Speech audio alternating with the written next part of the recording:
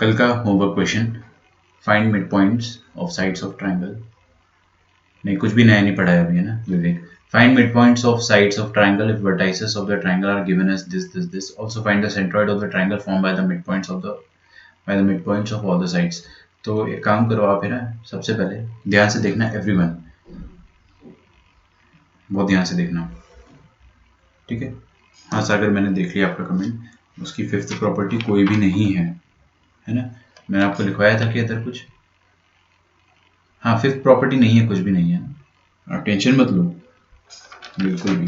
मैं आपको इनडायरेक्टली वो चीज़ कवर करवा दूंगा इसी क्वेश्चन में जो आपको लग रहा है ना। तो देखिए आपके पास अगर कोई ट्रायंगल है, ये कोई ट्रायंगल है, इस ट्रायंगल की तीन वर्टाइसेस है ए बी एंड सी, और इन तीनों वर्टाइसेस के कोऑर्डिनेट गिवन है। तो इसका कोऑर्डिनेट आपको गिवन है 0 0, इसका कोऑर्डिनेट गिवन है 2 3, और इसका कोऑर्डिनेट गिवन है 4 0। कुछ भी आप रैंडमली बना सकते हो, ज़रूरी नहीं है कि आपको एक्स वाई एक्सिस बनाना है हर बार, इसका ध्यान रखें। कुछ बच्चे डीपीपी के नाम लिखे क्या, नहीं पता मेरे को क्या कह रहे हो आप लोग। देखिए कुछ बच्चे क्या करते हैं ना कि 0 0 मतलब ओरिजिन, फिर 4 0 मतलब ये वाला पॉइंट, फिर 2 3 मतलब रफली इधर कहीं आएगा, और फिर उसके बाद ट्रायंगल बनाते हैं। ये सब मत करो, you don't need to do that. आप लोग क्या करो, जैसा मैं आपको बता रहा हूँ, ड्रॉ अ रफ फिगर, और फिर उसी से आप प्रोसीड करें। तो देखिए अब मैं क्या करूँगा कि आपको क्या बोल रहा है कि find mid points of sides of triangle, है ना। Find mid points of sides of triangle, तो सारे ट्रायंगल की सारी साइड्स का मिड पॉइंट करना है। तो देखिए सबसे पहले अपन क्या करते हैं, ए बी साइड का मिड पॉइंट निकालते हैं। मिड पॉइंट थ्योरम याद है आपको, बड़ा इजी होता है, अपन उसको डायरेक्टली कर सकते हैं। ये मिड पॉइंट मान लो, इसका मिड पॉइंट ये मान लो, इसका मिड पॉइंट ये मान लो, नाम दे देते हैं इसका अपन डी ई एफ, ठीक है। अच्छा, तो डी के कोऑर्डिनेट्स में खटाक से निकाल देता हूँ। देखिए क्या करें, एवरेज ऑफ एक्स कोऑर्डिनेट, मतलब 2 और 0 का एवरेज क्या हो जाएगा, 2 + 0/2 मतलब 1। फिर 3 एवरेज ऑफ y कोऑर्डिनेट, 3 + 0/2 मतलब 3/2। ये समझ में आया क्या, है ना। तो 1 3/2। फिर यहाँ पे देखेंगे e का कोऑर्डिनेट निकालेंगे, तो 4/2 और 0/0, और f का कोऑर्डिनेट निकालेंगे अपन, तो 2 + 4 6 6/2 is 3, 3 + 0 3/2, ठीक है। यस, सेंट्रोइड दोनों का सेम होगा, सागर एकदम सही कह रहा है। ये जो बड़ा वाला ट्रायंगल एबीसी, इस बड़े वाले ट्रायंगल का सेंट्रोइड होगा, मान लीजिए ये, तो इसके मिड पॉइंट से, इसकी साइड्स के मिड पॉइंट से जो ट्रायंगल बनेगा ना, उसका सेंट्रोइड भी वही आएगा। समझ में आ रहा है आपको, पक्का। चलिए देखते हैं। तो ये इसके मिड पॉइंट को ज्वाइन करके एक और ट्रायंगल बनाने को कहा है क्वेश्चन वाले ने, डीईएफ। उस डीईएफ का सेंट्रोइड क्या होगा वो भी निकालना है अपने को, ठीक है। तो centroid of original triangle ABC, तो centroid of triangle ABC, ABC का सेंट्रोइड कैसे निकलता है, तीनों वर्टाइसेस जो है ए बी और सी, तीनों वर्टाइसेस के एक्स कोऑर्डिनेट का एवरेज। तो एक्स कोऑर्डिनेट आप नजर रखना है यहाँ पे, 0 2 4, 0 2 4/3, ठीक है। और y कोऑर्डिनेट का एवरेज, मतलब 3 है ना, तो मीन कैसे निकलते हैं अपन, है ना, 0 3 एंड 4, 0 0 3 एंड 0 डिवाइडेड बाय 3। तो सेंट्रोइड कितना आ जाएगा, अच्छा यहाँ पे डबल इक्वल लगाना पड़ेगा बिकॉज कोऑर्डिनेट्स को अपन ट्रिपल इक्वल, सॉरी। तो सेंट्रोइड कैसे आ जाएगा, 6/3 is 2 एंड 3/3 is 1।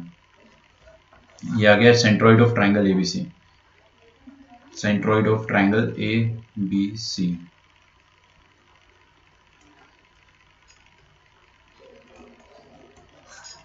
क्लियर है सबको।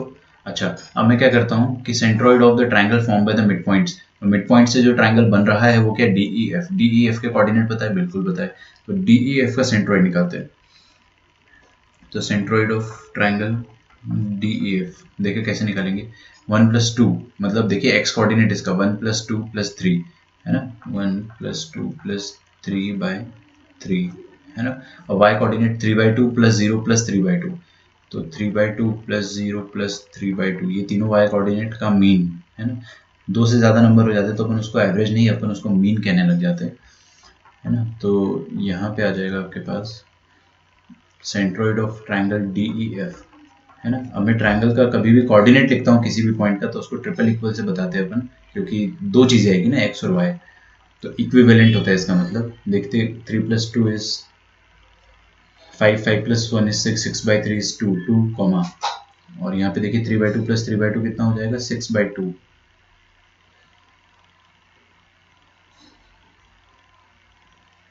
डेढ़ और 3 हो जाएगा ना। अच्छा सॉरी, ये जीरो क्यों लिख दिया मैंने। हाँ, 3/2 + 3/2 6/2, और 6/2 इज 2। ठीक है,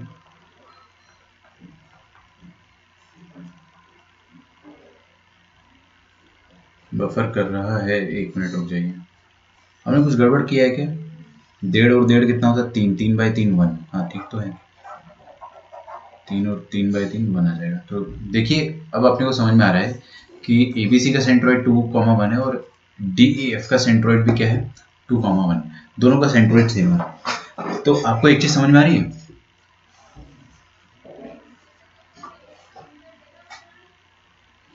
प्रॉपर्टी का कुछ भी नाम नहीं है, आपको समझना है। ठीक है, तो इसके चलते अपन एक नोट बना सकते हैं। लिखिए मेरे साथ नोट। और हाँ, माफ कर दिया भाई, मैंने गलती हो गई मुझसे, माफ कर दो मुझे। चलिए तो नोट लिखिए सबसे पहले। हाँ, मैं पहले आपको समझा देता हूँ। देखो इधर देखो सब, और ध्यान से देखना, एवरीवन है ना, हर कोई ध्यान से देखना। देखिए क्या लिखा है अपने सामने, ये ट्रायंगल एबीसी, ट्रायंगल एबीसी के मिड पॉइंट डीएफ, उससे एक ट्रायंगल बना। ठीक है, और अगर मैं डीईएफ के मिड पॉइंट से एक और ट्रायंगल बनाता हूं, डीईएफ के मिड पॉइंट से अगर मैंने ये ग्रीन वाला ट्रायंगल बनाया, ठीक है, और अगर फिर ये ग्रीन वाले ट्रायंगल के मिड पॉइंट से मैंने एक और ट्रायंगल बनाया, ठीक है, ये डॉट को मिटा देते, थोड़ा अपने को मिसलीड करेगा।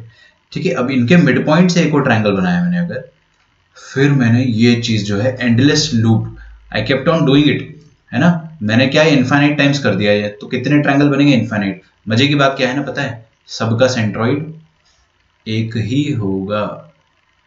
All the triangles formed by the midpoint of its parent triangle, है ना, will be having the same centroid as its parent triangle. Parent triangle मतलब ये बाप वाला ट्रायंगल, कौन सा, ABC। बाप वाला ट्रायंगल मतलब बड़ा वाला ट्रायंगल, फिर उसके मिड पॉइंट से जो ट्रायंगल बना है वो बच्चा ट्रायंगल हो जाएगा। ठीक है, तो दोनों का सेंट्रोइड सेम आएगा। अब अगर ये वाली प्रॉपर्टी ट्रू है, तो ये अंदर वाले DEF के लिए भी ट्रू होगी। अब DEF बाप हो गया, उसका बच्चा ग्रीन वाला हो गया, दोनों का सेंट्रोइड सेम। अब अगर ये प्रॉपर्टी ट्रू है, तो वो ग्रीन वाले के लिए भी ट्रू है, तो इनफाइनाइट लूप बनेगा। तो इनफाइनाइट लूप बनेगा, सबका सेंट्रोइड क्या आएगा, सेम आएगा। समझ में आ रहा है आपको? कल को अगर आपको क्वेश्चन आता है कि हमने ये वाला जो कांड है ना 6 बार किया है, मान लो एक क्वेश्चन दे दिया मैंने आपको, है ना, कि मैंने ट्रायंगल एबीसी लिया, उसके मिड पॉइंट से एक ट्रायंगल बनाया डीएफ, फिर उसके मिड पॉइंट से एक ट्रायंगल बनाया, फिर उसके मिड पॉइंट से एक ट्रायंगल बनाया, I have done it 7 times. ठीक है, और फिर जो 7th ट्रायंगल बन रहा है आपका, फाइंड इट्स सेंट्रोइड, तो अपन बोलेंगे अरे मामू बना रहा है, बाहर वाले ट्रायंगल का निकाल दो, सबका सेम आएगा। समझ में आ रहा है कि? चलिए कमेंट टाइप करके अपना टाइम वेस्ट ना करें अब। तो centroid of triangle formed by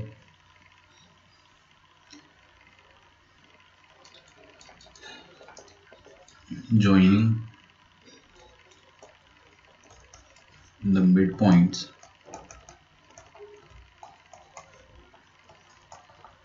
of all the sides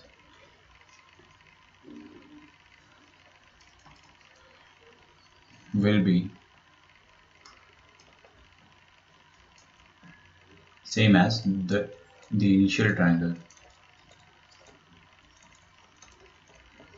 समझ गए ना भावना को? लिखिए जल्दी से।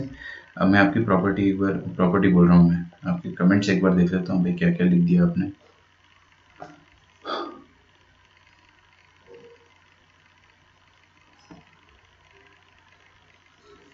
अनइंस्टॉल करके फिर से इंस्टॉल किया, अरे यार ये हो सकता है कि एप्लीकेशन में बग होगा, है ना, तो उसमें क्या करता होगा वो कि कैश मेमोरी से सब डिलीट कर देता होगा। उसके लिए आप बात करो सर से, एक बार डेवलपर से भी बात करेंगे, उसको कोड में चेंज करना पड़ेगा कुछ ना कुछ।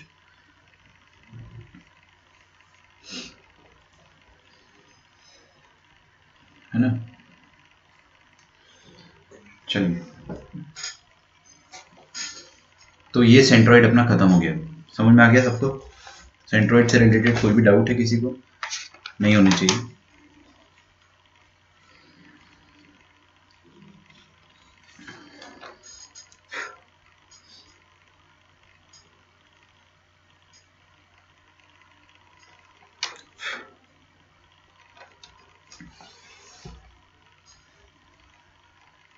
अगला पॉइंट है अपने पास इन सेंटर। ठीक है, इन सेंटर नाम पढ़ के कुछ समझ में आ रहा है क्या?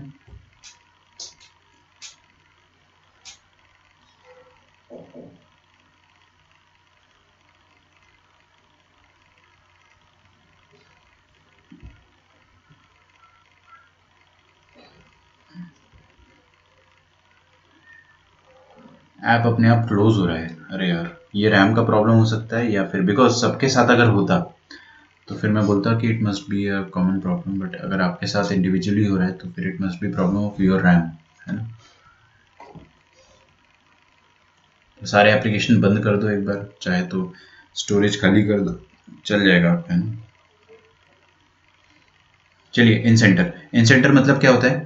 मैंने आपको ऊपर लिखवाया होगा। इन सेंटर मतलब ट्रायंगल के अंदर एक खूबसूरत पॉइंट होता है। ट्रायंगल के अंदर 4 खूबसूरत पॉइंट होते हैं। कौन कौन से?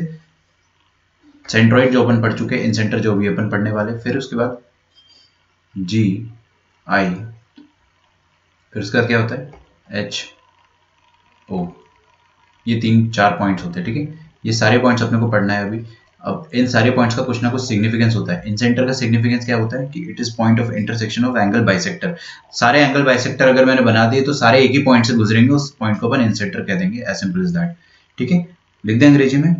चलिए, तो लिखिए पॉइंट। यार तुम लोग ने हैंड राइटिंग की बात कर दी है ना, अब मेरी भी खराब आने लगी। Point of concurrency.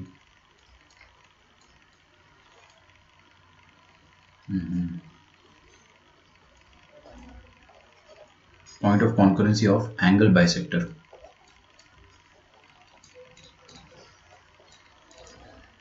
ओके, चलिए एक फोटो बना के देखते हैं अपन, है ना। तो एक ट्रायंगल बनाते हैं अपन। ये रहा आपका ट्रायंगल।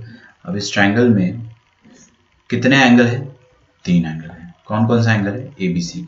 अच्छा, एंगल ए का बाइसेक्टर आप बना सकते हैं, एंगल बी का बाइसेक्टर बना सकते हो, और एंगल सी का भी बाइसेक्टर आप बना सकते हो। तो एंगल ए का बाइसेक्टर मैं बना देता हूँ।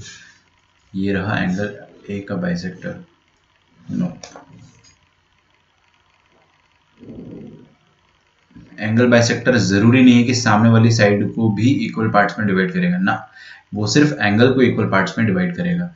और सारे एंगल बाइसेक्टर जो है वो एक ही पॉइंट से गुजरते हैं। तो ये एंगल बाइसेक्टर 1 था, ये एंगल बाइसेक्टर 2 था, और ये एंगल बाइसेक्टर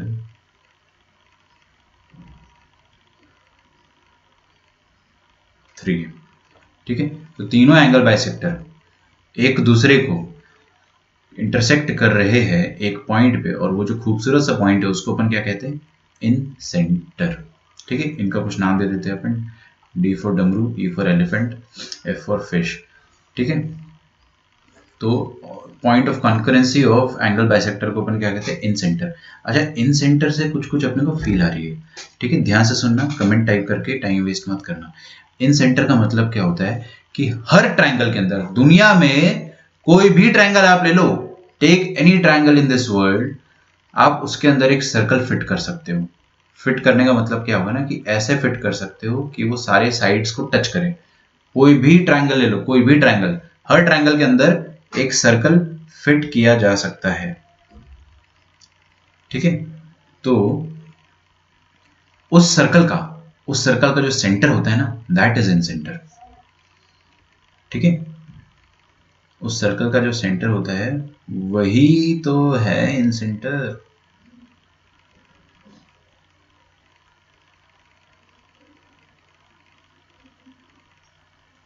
ठीक है, ये मैंने एक जो खूबसूरत सा सर्कल बनाया है, इस सर्कल का जो सेंटर है वो है आई। ठीक है, सबसे बड़ा सवाल, $1,000,000 क्वेश्चन कि सर इन सेंटर कैसे निकालेंगे? आपने बताया सेंट्रॉइड निकालने की निंजा टेक्निक आपने मुझे बता दी कि क्या हुआ करते हैं अपन x1 plus x2 plus x3 by 3, y1 plus y2 plus y3 by 3. It was very easy. क्या इन सेंटर भी उतना ही आसान है ना? देखते हैं, बिल्कुल देखते हैं. पहले इसके बारे में अपन कुछ बातें लिख देते हैं. देखिए, दिस इज, ये तो मैं लिख चुका हूँ. अच्छा, एक बात बताइए मुझे प्लीज, है ना,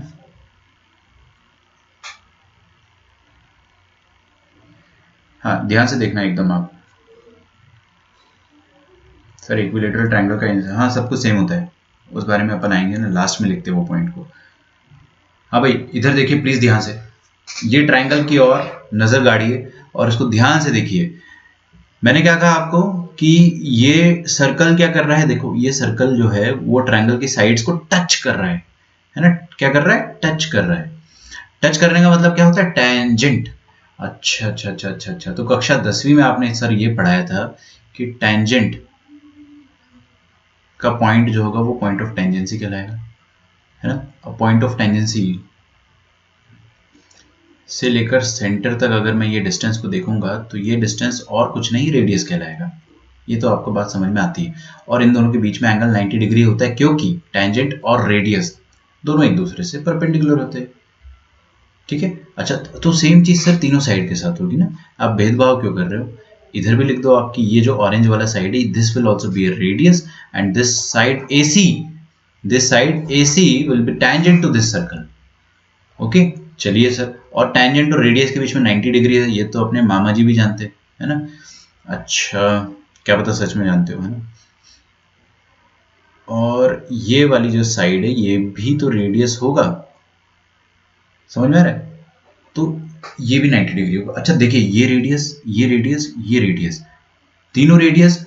अब मैं क्या बोल सकता हूं कि जो इन सेंटर है, बीच वाला जो पॉइंट है, वो सारे साइड्स से, पहली वाली साइड से कितनी दूरी पर है? R की दूरी पर है. और इन सेंटर दूसरी वाली साइड से कितनी दूरी पर है? रेडियस की दूरी पर है, मतलब अगेन R की दूरी पर है. एंड थर्ड साइड से फिर से R की दूरी पर है. तो क्या मैं ऐसा बोल सकता हूं कि incentre is equidistant from all the three sides? Sir बिल्कुल बोल सकते हो, तो लिख दो. ठीक है, इन centre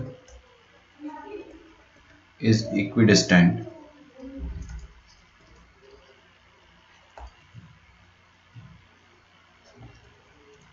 from all the sides of the triangle. अच्छा, इसको पॉइंट नंबर 1 बोल देते, इसको पॉइंट नंबर 2 बोल देते, इसको पॉइंट नंबर 3 बोल देते. रोने मत लग जाना, चेंज कर लो. ये कंस्ट्रक्शन 10th में था, मुझे पता है था. ऐसे क्वेश्चन भी 10th में आते थे. इनफैक्ट आपको ये वाला क्वेश्चन भी 10th में करने को दिया गया था, है ना? सिमिलर ट्रायंगल में भी आया था ये, क्लास 9th में कॉन्ग्रुएंट ट्रायंगल में भी आया होगा. ठीक है. अच्छा लिखिए, इररेस्पेक्टिव, ये वाला पॉइंट आपको समझ में नहीं आएगा अभी, 10 मिनट बाद समझ में आएगा. तो इसको अभी आप लिख के छोड़ देंगे ना, इसके पीछे टेंशन नहीं लेंगे अभी. irrespective of the triangle, irrespective of the triangle, in center always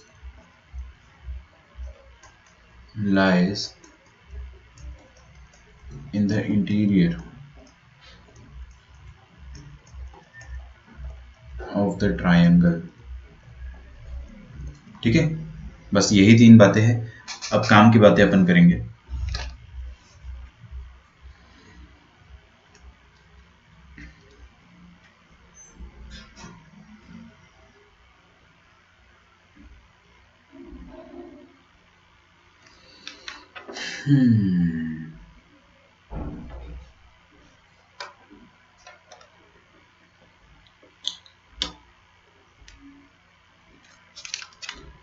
है ना? अब सबसे बड़ा सवाल ये आया है कि कैसे फाइंड करें कोऑर्डिनेट्स ऑफ इन सेंटर.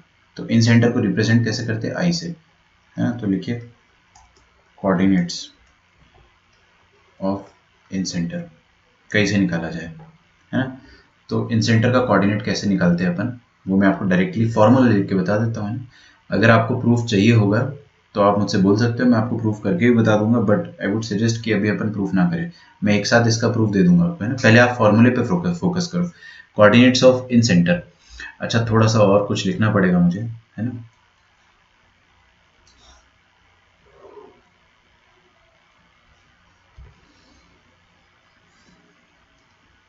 ठीक है, एक रफ ट्रायंगल बनाता हूँ, यही वाला ट्रायंगल जो है इसी को मैं थोड़ा सा रफ कंस्ट्रक्ट करना चाह रहा हूँ।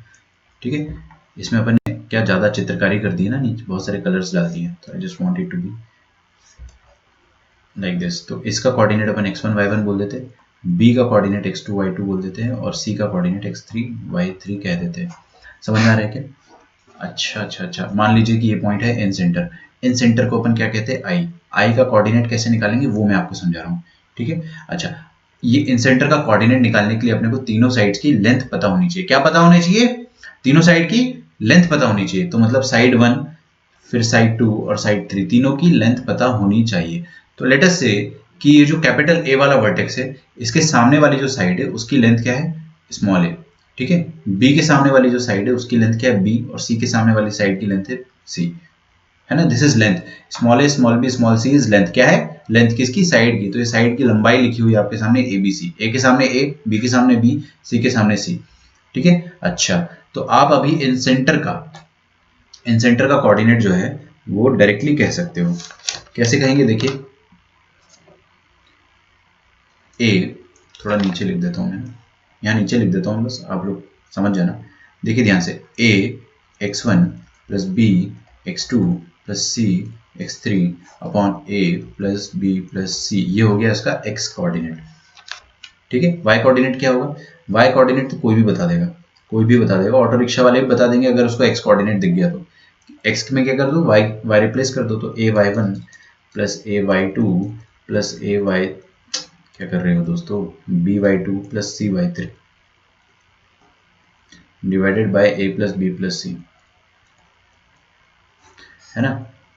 अच्छा अच्छा अच्छा, याद रखने की निंजा टेक्निक देखिए, जो साइड है ना ए, उसके सामने वाला एक्स कोऑर्डिनेट क्या है, x1, तो वो क्या लिखा है, a इंटू x1। अब ये वाली साइड क्या है, b, b के सामने वाला x कोऑर्डिनेट क्या है, x2, तो यहाँ पे क्या लिखा है, bx2। और ये वाली साइड क्या है, c, c के सामने वाला कोऑर्डिनेट कितना है x का, x3, तो c x3। And same logic with y coordinate, है ना, सामने वाला y कोऑर्डिनेट। ओके, ठीक है ना, समझ में आ गया होगा आप लोगों को। तो क्या होगा ना कि कल को अपने को फॉर्मूला याद रह जाएगा, बट बच्चे ना कंफ्यूज होते हैं कि कौन सी साइड थी, कौन सा एक्स कोऑर्डिनेट था। अरे जो साइड है उसके सामने वाला x coordinate, simple is that. तो आपका इन सेंटर आ जाएगा। ओके, अच्छा अच्छा अच्छा, लिखिए, यहाँ तक लिखिए।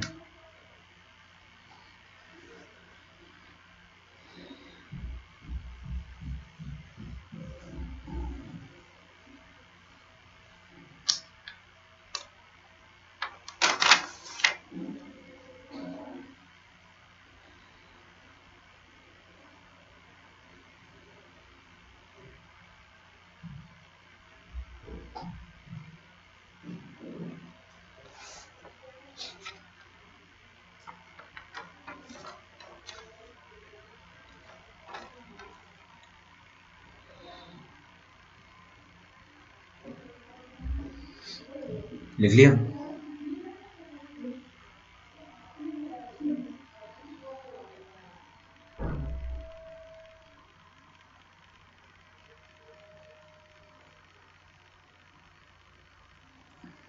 तो जैसे इन सेंटर आता है वैसे ही मार्केट में एक नया टर्म चलता है, एक्स सेंटर, है ना।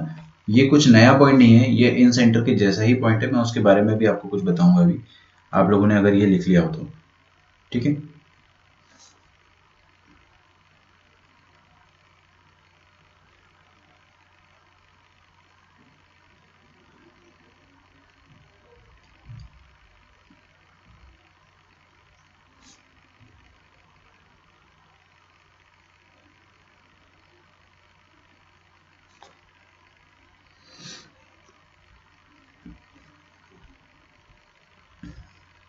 तो देखिए उसी तरह से क्या होता है ना, एक एक्स सेंटर होता है। जनरली ये इतना पूछा गया नहीं है कभी भी, बट क्या हुआ है ना कि एक दो इंस्टेंसेस पे इसका जिक्र हो जाता है, तो इसलिए इसको बताना पड़ता है।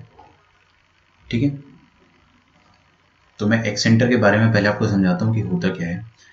इन सेंटर मतलब क्या होता है, देखो ये आपको खुद से समझना पड़ेगा, है ना, इसमें मैं आपकी ज़्यादा हेल्प नहीं कर पाऊंगा, लेकिन आपको ये खुद से समझना पड़ेगा। और मैं आपकी आवाज़ में, एक मिनट रुक जाओ यार, सॉरी।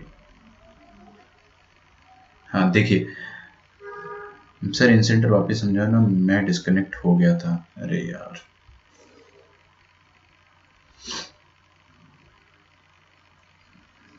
देखिए भाई बता देता हूँ, इन सेंटर मतलब क्या होता है, point of concurrency of angle bisector. तो तीन एंगल बाइसेक्टर है अपने पास, ए बी एंड सी, ठीक है। तीनों का एंगल बाइसेक्टर का जो पॉइंट ऑफ इंटरसेक्शन है उसको अपन इन सेंटर कहते हैं। और इन सेंटर का मतलब क्या होता है कि ट्राइंगल के अंदर, नाम देखिए, नाम में क्या लिखा है, इन। इन मतलब अंदर एक सर्कल बनेगा उसका सेंटर, तो अंदर एक सर्कल बन सकता है, उसका सेंटर होगा इन सेंटर, ठीक है। तो कभी भी आपको इन सेंटर दिया जाए, इसका मतलब क्या हो गया कि हर ट्राइंगल के अंदर, दुनिया में हर ट्राइंगल के अंदर एक सर्कल बनाया जा सकता है, उस सर्कल का जो सेंटर होता है उसको अपन कहते हैं इन सेंटर, ठीक है। अब इन सेंटर जो होगा वो तीनों साइड से, ये ऑरेंज वाली लाइन दिख रही है, तीनों साइड से वो इक्वल डिस्टेंस पर होगा। क्यों? क्योंकि देखिए ना, अगर ये सर्कल है तो ये वाली जो ए बी साइड है ये इस पे टेंजेंट का काम कर रही है, और बी सी साइड इस पे टेंजेंट का काम कर रही है, ए सी साइड भी टेंजेंट का काम कर रही है। तो सर्कल और टेंजेंट के बीच में 90 डिग्री होता है, और सर्कल और टेंजेंट के बीच में, सॉरी, रेडियस और टेंजेंट के बीच में 90 डिग्री का एंगल होता है, और ये वाली जो लेंथ होगी वो रेडियस के बराबर होगी। इतना हमको क्लियरली समझ में आ रहा है। तो हम लोग सेकंड पॉइंट क्या लिखे, इन सेंटर आई जो होता है it is equi distance from all the side, ठीक है। और थर्ड पॉइंट मैंने बोला कि थोड़ी देर बाद समझ में आएगा। इन सेंटर निकालने का जो तरीका है वो ये होता है, ax1 plus b x two plus c x three upon a plus b plus c, a y one plus b y two plus c y three upon a plus b plus c. ज़्यादा अच्छे से याद रखना है तो देखिए क्या करेंगे अपन, ए बी सी तीन वर्टाइसेस है, तीनों के coordinate x1 y1 x2 y2 x3 y3। ए के सामने क्या है, स्मॉल ए, बी के सामने स्मॉल बी, सी के सामने स्मॉल सी। जो small a small b small सी है वो क्या है, लेंथ है। किसका लेंथ है, साइड्स का लेंथ है, ठीक है। तो इन सेंटर का फॉर्मूला कैसे निकलता है, लेंथ इंटू सामने वाला x coordinate a x one, फिर लेंथ इंटू सामने वाला x coordinate a b x two, और ये वाली लेंथ इंटू सामने वाला x coordinate c x three. तो इन तीनों का सम कर देंगे divide by a plus b plus c, ये हो जाएगा आपका इन सेंटर का कोऑर्डिनेट का फॉर्मूला, ठीक है। अब मैं आपको एक्स सेंटर पढ़ा रहा था। इन सेंटर क्या होता है, point of concurrency of angle bisector. किसका एंगल बाइसेक्टर, सारे एंगल्स का। कौन सा एंगल का, इंटरनल एंगल बाइसेक्टर का, ठीक है। तो इंटरनल एंगल कौन से होते हैं, ये। अच्छा, इसी ट्रायंगल का अगर मैं एक्सटर्नल एंगल आपको बनाने को बोलूंगा ना, तो ये बी है, ये बी है, बी का एक्सटर्नल एंगल क्या हो जाएगा, ये वाला एंगल हो जाएगा, बी का एक्सटर्नल एंगल हो जाएगा ये वाला, ठीक है ना, जो उसको सप्लीमेंट कर दे, जो उसको 180 डिग्री बना के पूरा कर दे। और ये ए का एक्सटर्नल एंगल क्या हो जाएगा, ए का एक्सटर्नल एंगल ये वाला हो जाएगा, और सी का एक्सटर्नल एंगल क्या हो जाएगा, ये वाला हो जाएगा। तो इन तीनों एक्सटर्नल एंगल के भी कुछ ना कुछ बाइसेक्टर होंगे, है ना। तो उन तीनों बाइसेक्टर्स को अपन क्या कहते हैं, एक्स सेंटर कहते हैं। जैसे कि ए बी और सी, काफ़ी इजी है भी ना, बिल्कुल टेंशन मतलब, इसका फॉर्मूला बहुत सिमेट्रिक है, आराम से आता है। अरे यार, ये एंगल बी का एक्सटर्नल एंगल बना दिया मैंने। एंगल ए का, एंगल ए ये है ना, तो इसको 180 डिग्री कौन बनाएगा, एक तो ये वाला एंगल बनाएगा इसको 180 डिग्री, तो ये भी उसका एंगल एक्सटर्नल एंगल हुआ, नो डाउट। बट वो अपन बाद में, अरे यार, वो अपन कहीं और यूज करेंगे। अभी अपन ये वाला एंगल यूज करते हैं कि ए का एक्सटर्नल एंगल ये हो गया, ठीक है। अच्छा, दोनों एक्सटर्नल एंगल के बाइसेक्टर्स बना देता हूं मैं ना, ठीक है। तो ये दोनों एंगल एक्सटर्नल एंगल के बाइसेक्टर अगर मैंने बना दिए, तो एक बाइसेक्टर ये हो गया, और एक बाइसेक्टर ये हो गया, ठीक है। क्या, दोनों बाइसेक्टर्स का जो पॉइंट ऑफ इंटरसेक्शन है इसको अपन बोलते हैं एक्स सेंटर वन, है ना। वन मतलब क्यों सर, टू थ्री भी आएंगे क्या, बिल्कुल आएंगे, ठीक है। तो एक्स सेंटर,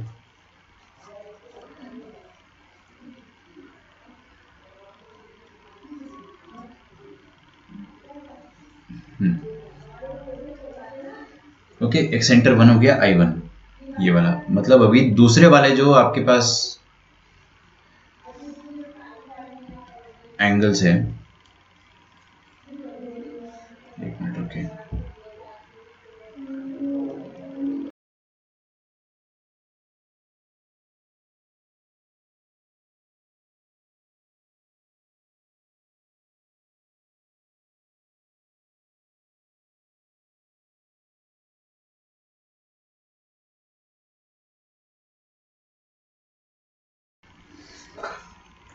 ओके, आपको शायद थोड़ी सी आवाज़ आ रही होगी, है ना, मेड की आवाज़ है। मेड बोल रही थी कि सर 3 इंसेंटर होंगे, मतलब उसको भी पता है।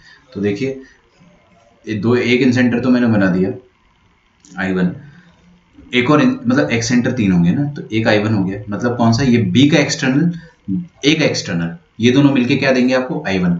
I1 का कोऑर्डिनेट क्या होगा वो मैं आपको बता देता हूँ, काफ़ी ईजी है।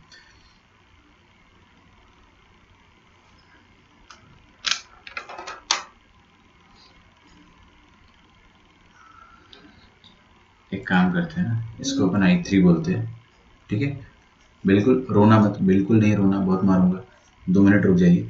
I3 क्या होगा वो मैं आपको बता, I2 I3 क्या होगा वो बता देता हूँ मैं आपको, है ना। मैंने I3 क्यों बोला इसको, क्योंकि ये C है, just to make it easier, है ना। C के सामने क्या है, I3, एक B के सामने क्या आएगा, I2, है ना, मेरे को वैसा बनाना है, ठीक है। अच्छा, इन दोनों एंगल्स के एक्सटर्नल एंगल क्या होंगे, ये वाला एक्सटर्नल एंगल होगा,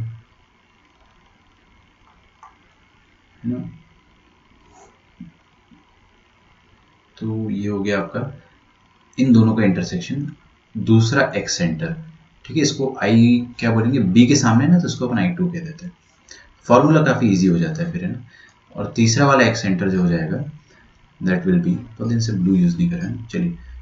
तो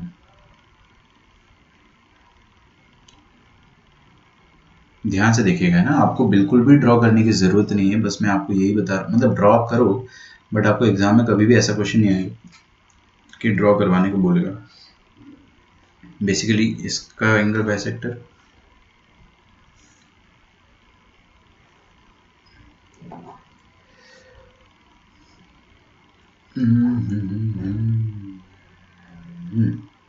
और इसका एंगल बाइसेक्टर, ठीक है। इन दोनों का इंटरसेक्शन जो होगा वो कहाँ पर होगा, I1 पर होगा, ठीक है। तो ए के सामने कौन है, I1, ठीक है ना। अच्छा, ए के सामने साइड कौन सा होता है बच्चों, ए होता है ना। चलिए, तो ये एक्सेंटर्स मैंने बता दिया आपको, डरना नहीं बिल्कुल भी। एक्सेंटर मतलब क्या हो गया, ये देखिए, ए के सामने वाला साइड ए, बी के सामने वाला साइड बी, और सी के सामने वाले साइड की लेंथ कितनी होगी, सी हो गई। ये तीनों की लेंथ तो मैंने लिख दी है, अब मैं तीनों का फॉर्मूला लिखता हूँ आपको, देखिए ध्यान से। एक्स सेंटर 1 क्या है, I1, है ना। देखिए ध्यान से, करते क्या है अपन, आई का फॉर्मूला याद है आपको, आई का फॉर्मूला क्या होता है, x plus b y plus c, a x1 plus b x2 plus c x3 divided by a plus b plus c. अपन ने ऊपर लिखा था ये फॉर्मूला ना। अच्छा, अगर इसमें I1 लगाता हूँ मैं, I1 किसके सामने है, ए के सामने, तो यहाँ पे माइनस आ जाता है, ठीक है। तो माइनस A y1, बाकी सब कुछ सेम रहेगा, A y1 B y2 CY3, ठीक है। तो minus A plus b plus c, यहाँ पे भी माइनस A आएगा, ओके। यार आप लोग बार बार डिस्कनेक्ट होंगे तो मैं कितने बार समझाऊंगा, कोई बात नहीं, मैं समझा देता हूँ, आप पहले छाप लो, है ना। हर बच्चा हर 5 मिनट में डिस्कनेक्ट होगा तो मेरा तो कभी सिलेबस ही नहीं हो पाएगा ना। ठीक है, लिखिए आप पहले ना, मैं समझा देता हूँ, लिखने का काम कर लो एटलीस्ट, ताकि आपको जब मैं समझाऊंगा तब आप लिखो ना। I2 में क्या होगा, किस पे नेगेटिव आ जाएगा, बी पे, और I2 में किस पे, I3 पे किस पे नेगेटिव आ जाएगा, सी पे, है ना। तो AX1 प्लस BX2 होता था तो माइनस BX2, बाकी सब प्लस रहेगा, CX3 divided by A minus b plus c, और यहाँ पे भी क्या हो जाएगा, AY1 BY2 plus CY3 A minus b plus c, I3 देखेंगे AX1 प्लस BX2, ये C के सामने नेगेटिव आ जाएगा ना, तो CX3, और नीचे भी क्या आ जाएगा, A plus B minus C,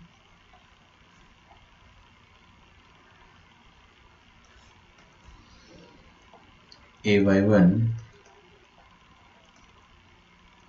plus BY2 minus CY3, A plus B minus C. Okay, ये तीनों फॉर्मूले हो गए किसके, इनसाइड एक्स सेंटर 1, 2 एंड 3 के। ठीक है, आप इसको पहले छाप लीजिए, फिर मैं आपको वो जो ऊपर का फोटो था वो फोटो भी समझा देता हूँ कि क्या है। देखिए हर एंगल के, मेरी बातें सुनते जाना बस ना आप लिखते लिखते, हर एंगल का कुछ ना कुछ एक्सटीरियर एंगल होता है। ट्रायंगल के इंटीरियर एंगल में जितने भी एंगल होते हैं, कितने होते हैं, 3 इंटीरियर एंगल होते हैं ना, उन तीनों इंटीरियर एंगल के 3 एक्सटीरियर एंगल होंगे, है ना। तो तीनों एक्सटीरियर एंगल्स के पॉइंट ऑफ इंटरसेक्शन, सॉरी, तीनों तीनों एक्सटीरियर एंगल के एंगल बाइसेक्टर्स के इंटरसेक्शन, जैसे कि ये एंगल ए था, तो एंगल ए तो ये वाला है अंदर वाला, इसके बाहर वाला एक्सटीरियर एंगल क्या हो सकता है, एक ही हो सकता है जो इसको 180 बनाए, और एक ये भी इसको 180 बना रहा है, तो 2 एक्सटीरियर एंगल हो गए। तो हर इंटीरियर के 2 एक्सटीरियर एंगल हो जाते हैं। तो टोटल कितने एक्सटीरियर एंगल हो गए, 6 एक्सटीरियर एंगल हो गए। अब हमने क्या करा है, ये वाला एक्सटीरियर 1 और ये वाला एक्सटीरियर 2, इन दोनों का एंगल बाइसेक्टर को इंटरसेक्ट करा, तो हमको एक पॉइंट ऑफ इंटरसेक्शन मिला, उसको अपन ने बोल दिया एक्स सेंटर 3। ठीक है, बाकी इसको एक्स सेंटर 2 बोल दिया और उसको एक्स सेंटर 1 बोल दिया, सेम चीज़ है ना। अगर आपने ये वाला एंगल और ये वाला एंगल का पॉइंट ऑफ इंटरसेक्शन बनाया तो वो क्या आ जाएगा, एक्स सेंटर 1। 1 क्यों बोला उसको मैंने और उसको 2 क्यों बोला, उसके पीछे रीज़न है ना, वो तुक्का नहीं है, that is a reason. Reason क्या है कि एंगल ए के सामने वाला जो एक्स सेंटर आ रहा है उसको मैं I1 कह देता हूँ, है ना। एंगल बी के सामने जो आ रहा है उसको I2, एंगल सी के सामने जो आ रहा है उसको I3। अब I1 वाला किसके सामने आ रहा था, ए के सामने, तो वो ए वाले पार्ट पर नेगेटिव छोड़ जाएगा। ऐसे फॉर्मूला याद रखने का तरीका है। इस फॉर्मूले को अगर आपको डिराइव करना है तो बहुत टाइम लगेगा, बहुत मेहनत लगेगी, और ना ही वो अपने से पूछा जाएगा। ठीक है, conditions would be same for different number of I, right. हाँ, विल बी सेम, सब कुछ सेम रहेगा। एक्स सेंटर आपसे जनरली पूछा नहीं जाता है ना। ठीक है, चलिए, तो अब आते हैं अपन ऑर्थो सेंटर पर।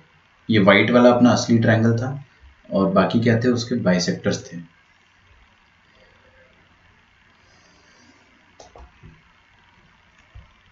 आ जाए भी ऑर्थो सेंटर।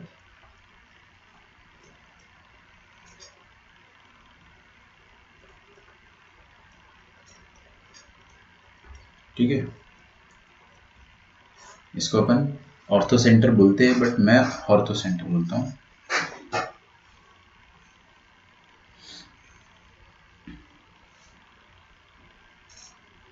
एक मिनट, ऑर्थो सेंटर मत लिखो अब, है ना, रुक जाओ, मैं आपको कुछ और बातें बता ही देता हूँ। अद्वैत मेरे से कुछ और पूछ रहा है ना, जो अद्वैत मुझसे पूछ रहा है वो मैं बता देता हूँ आपसे। देखिए, ये वाला पॉइंट ए और यहाँ पर आएगा आपका इन सेंटर। इन सेंटर मतलब अंदर वाला एंगल बाइसेक्टर्स का पॉइंट ऑफ इंटरसेक्शन, और ये इन सेंटर 2, ये तीनों, इनको मैं रेड से बना देता हूँ ना, या पिंक से बना देता हूँ, पिंक थोड़ा ज़्यादा अच्छा दिखेगा। ये तीनों एक ही लाइन में आएंगे। ठीक है, सिमिलरली ये तीनों भी एक ही लाइन में आएंगे, और सिमिलरली ये तीनों भी एक ही लाइन में, दे विल बी कोलिनियर। ठीक है,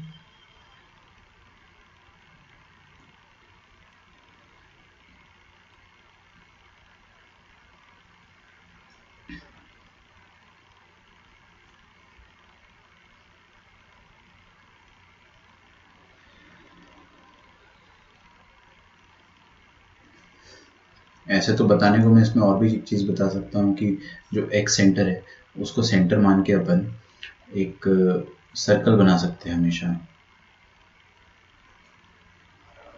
ठीक है, बट उतना मत करो अभी, है ना, कंफ्यूज हो जाओगे। काम की चीज़ बस इतनी है कि ये भी काम की नहीं है, पिंक वाली लाइन जो मैंने आपको बताया ना, कि ये तीनों पॉइंट जो है वो एक ही लाइन में, दे विल बी कोलिनियर। जैसे कि मैं बता देता हूँ आपको कि ये एक्स सेंटर इन सेंटर है, ये एक्स सेंटर है, तो इन सेंटर, कोई भी इन सेंटर, कोई भी एक्स सेंटर, सॉरी, है ना, आई रिपीट, कोई भी एक्स सेंटर, इन सेंटर और वर्टेक्स, तीनों हमेशा क्या रहेंगे, कोलिनियर रहेंगे। ठीक है, तो कोई भी एक सेंटर ले लो, उसके सामने वाला वर्टेक्स और उसके सामने एक इन सेंटर तो हमेशा रहेगा ही, सेम है ना, तो वो तीनों हमेशा क्या रहेंगे, कोलिनियर रहेंगे, एक ही लाइन में रहेंगे। ऑल्दो ये आपसे नहीं पूछा जाएगा, स्ट्रेट लाइन हो गया ना, आपने पूछ लिया तो। ऑर्थो सेंटर लिख लिया तो अच्छी बात है। नहीं नहीं, मैं डिराइव करके बता सकता हूँ, है ना, मुश्किल नहीं होते, टाइम टेकिंग होते हैं, लेकिन मैं आपको डिराइव करना स्टार्ट करूंगा तो अपना एक एक लेक्चर काफ़ी लंबा हो जाएगा। ओरिजिनल ट्रायंगल का तो बूम बाम हो गया और क्या। ठीक है, हाँ भाई, काम की चीज़ क्या है, अभी भी इन सेंटर है ना, एक centre is not that important, मैंने आपको बता दिया है। बता दिया इसका मतलब ये नहीं कि उस पर टाइम वेस्ट करेंगे अपन ज़िंदगी भर, बता दिया है बस, ठीक है ऐसी। लेकिन इन सेंटर जो है वो एक्चुअली इंपॉर्टेंट है। चलिए ऑर्थो सेंटर पे आ जाते हैं। ऑर्थो सेंटर क्या होता है? Point of intersection of altitudes, है ना। तो लिखिए point of intersection of altitudes, point of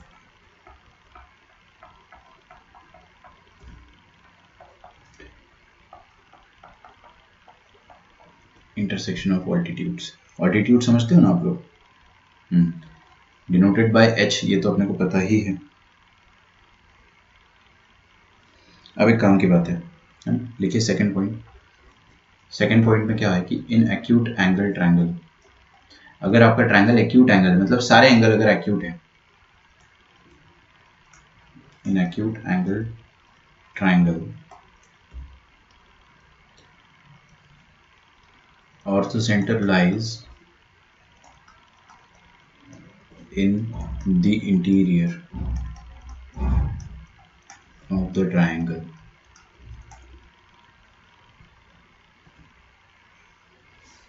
ठीक है, इसी का सेकंड सेकंड के अंदर ही लिखना है आपको ना। ऑब्ट्यूज में ये बाहर निकल जाता है। In obtuse angle triangle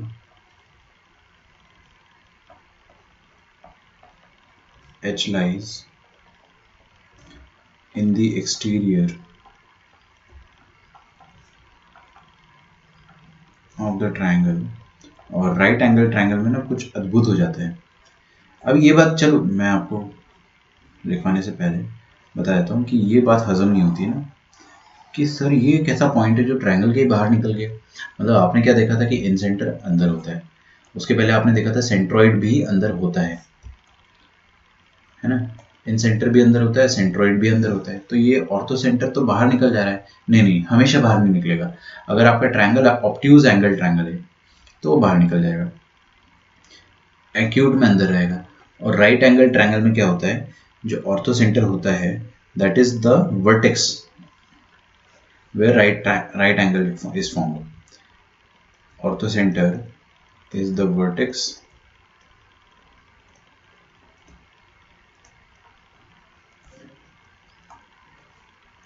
where right angle is formed।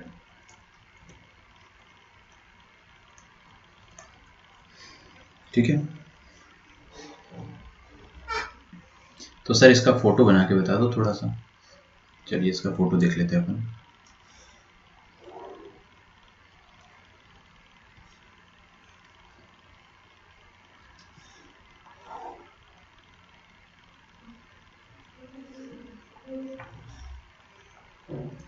ये रहा आपका ट्रायंगल एबीसी।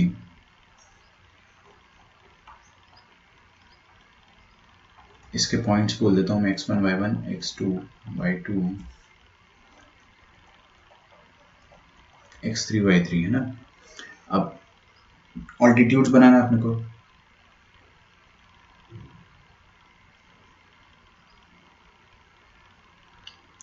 हाँ कर सकते हैं अद्वैत, आपने जो लिखा ना ट्रायंगल के एरिया से जीरो करके, वो कर सकते हो, बिल्कुल सही सोच रहे हो आप ना। बट वो क्वेश्चन काफ़ी कॉम्प्लेक्स हो जाएगा।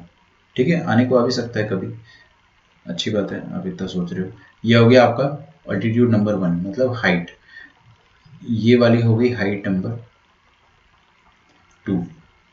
ठीक है, ऑल्टीट्यूड 3 वर्टेक्स से बन सकता है, तो तीसरा ऑल्टीट्यूड जो हो जाएगा ये हो जाएगा।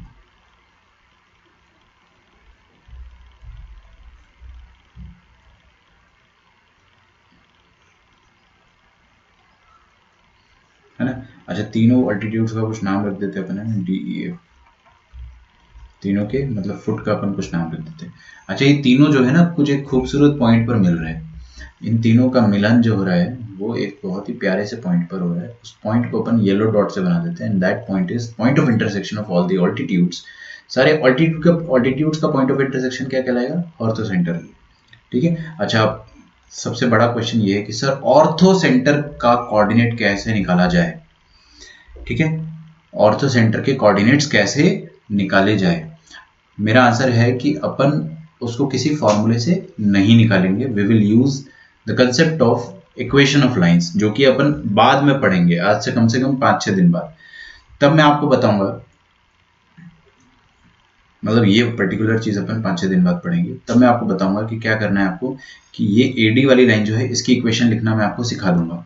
ठीक है, और ये वाली लाइन जो है इसकी इक्वेशन लिखना भी मैं आपको सिखा दूंगा। Basically we will write equation of this and we will write equation of one of the altitudes, और फिर दोनों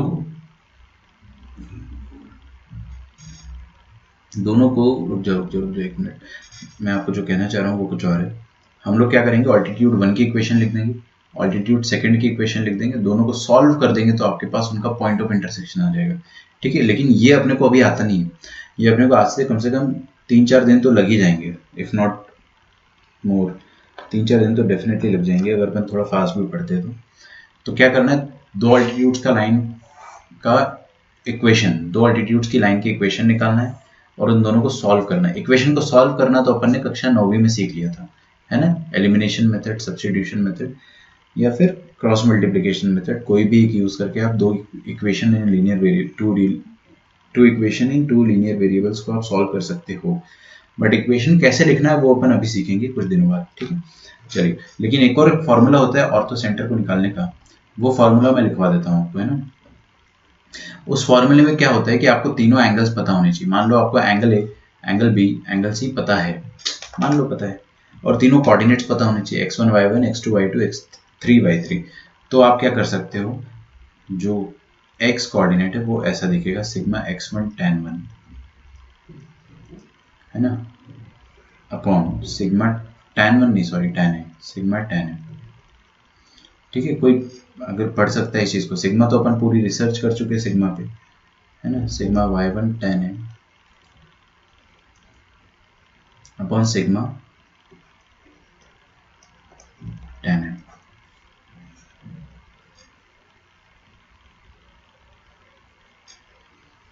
इसका मतलब क्या हुआ मैं आपको समझाता हूँ। देखिए, सिग्मा मतलब समेशन, 1 मतलब 1 के बाद 2 3 भी आएगा क्योंकि x1 है, x2 और x3 है। अगर 4 होता तो 4 भी आता, तो वो कॉमन सेंस है, वो अपना कॉमन सेंस है कि x1 कहाँ तक जा रहा है, डेफिनेटली वो 3 तक जा रहा है।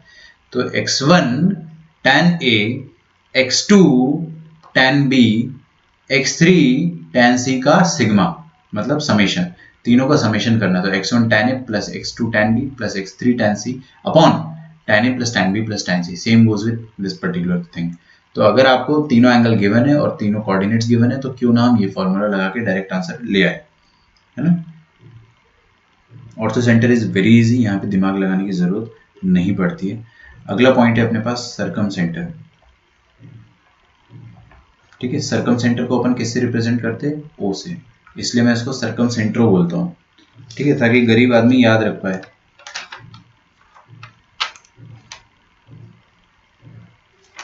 अच्छा, अगर मैं 5 मिनट पढ़ा देता हूँ तो ये खत्म हो जाएगा, तो एक काम करते हैं, इसको निपटा देते हैं। लिखिए, पॉइंट ऑफ इंटरसेक्शन ऑफ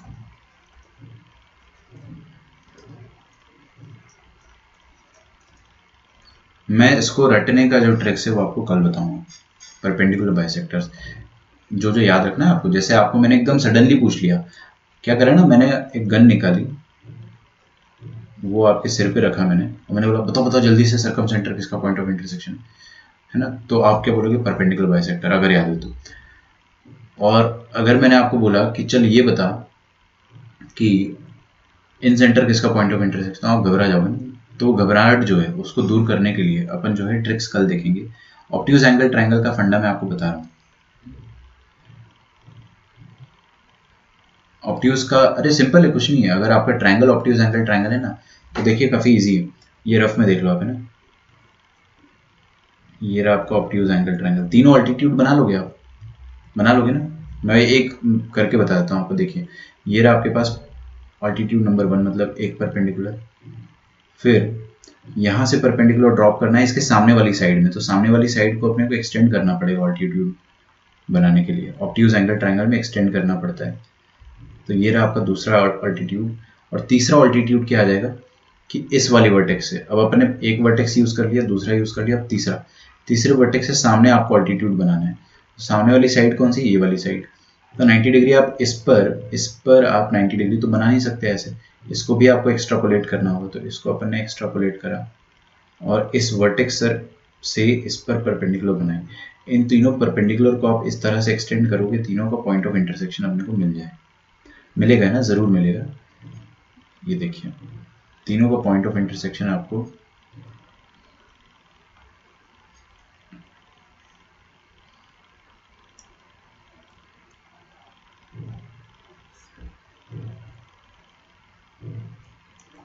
थोड़ा मैं जुगाड़ करके बनाऊं ना कि तीनों इंटरसेक्ट करें। तो होगा क्या कि तीनों का पॉइंट ऑफ इंटरसेक्शन आपको जहां पर मिलेगा, that point will be called as the orthocentre, point of intersection of all the altitudes.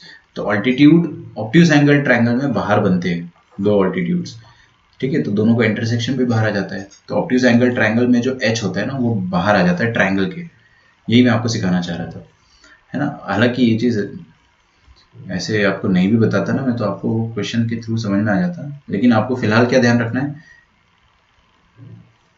काम करते हैं इसको अपन कल ही पढ़ेंगे, जल्दबाजी में पढ़ाने से कोई फायदा नहीं है, कल पढ़ते, ठीक है। तो अभी ये सुन लो, ट्रायंगल एक्यूट है तो ऑर्थोसेंटर अंदर, ट्रायंगल ऑब्ट्यूज है तो ऑर्थोसेंटर बाहर, और ट्रायंगल राइट एंगल ट्रायंगल है तो ऑर्थोसेंटर जो होगा वो vertex of the right angle triangle हो जाएगा। मतलब राइट एंगल ट्रायंगल की जो वर्टेक्स है, ये येलो वाला केस जो है, अगर आप बनाना चाहे तो बना लो। और राइट एंगल ट्रायंगल का केस में यहाँ पे चुपके से बना देता हूँ। देखिए ये आपका राइट एंगल ट्रायंगल है, इसके दो ऑल्टीट्यूड कौन है, ये वाली साइड और ये वाली साइड। अरे भाई these are the altitude right, so let us say A B and सी। तो इन दोनों ऑल्टीट्यूड्स का पॉइंट ऑफ इंटरसेक्शन क्या है, द वर्टेक्स बी इटसेल्फ। तो वर्टेक्स बी जो है वही ऑर्थोसेंटर भी कहलाता है राइट एंगल ट्रायंगल। इसका मतलब क्या हो गया, जो 90 डिग्री वाला वर्टेक्स है दैट इज द ऑर्थोसेंटर इटसेल्फ। इस बात को दिन रात इतना सोचो कि कल को आपको बोल दे कि एक राइट एंगल ट्रायंगल है, उसके ऑर्थोसेंटर से अपन ने ये करा वो करा, तो आपको माइक्रो सेकेंड्स भी ना लगे कि हाँ राइट एंगल ट्रायंगल का ऑर्थोसेंटर कौन होता है, उसका 90 वाला वर्टेक्स, ठीक है। सर्कम सेंटर अपन कल करते हैं, point of intersection of perpendicular bisector है, लेकिन अपन इसको कल देखेंगे, ठीक है, क्योंकि इसका फॉर्मूला फिर अगर मैं आपको बताऊंगा, उसके बाद क्वेश्चंस करने हैं अपने को। फिर उसके बाद डायरेक्टली अपन जो मेन कोऑर्डिनेट ज्योमेट्री है वो स्टार्ट करेंगे, जिसमें एरिया ऑफ ट्रायंगल आता है। एरिया ऑफ ट्रायंगल के अंदर डिटर्मिनेंट आएगा, फिर उसके अंदर लाइन की इक्वेशन आएगी, तो उसके बाद, ठीक है। चलिए फिर अपन कल मिलते हैं ना, लेक्चर आपको यूट्यूब पे मिल जाएगा कुछ देर बाद। Okay, thank you everyone. और आपका होमवर्क जो है दैट इज डीपीपी नंबर 2, जो मैंने आपको कल दिया नहीं था, आज जरूर दे दूंगा मैं आपको, तो उसको सॉल्व करें। और डीपीपी नंबर 1 का सॉल्यूशन वो मैं आपको मेल कर दूंगा, सॉल्यूशन से डाउट क्लियर कर लो। डाउट क्लियर नहीं होता है सॉल्यूशन के बाद भी, तब आप मुझसे पूछो, ठीक है। चलिए कल मिलते हैं ना, बाय बाय एवरीवन। ये NATS नैट्स कर लो, सीक्वेंस एंड सीरीज का एक बार अच्छे से रिवाइज कर लो। आपने सॉल्व कर लिया होगा, नहीं किया तो कर लो, वरना रिवाइज कर लो, कल अपन उसके डाउट्स डिस्कस करेंगे अगर टाइम रहा तो, है ना। चलिए बाय एवरीवन, टेक केयर।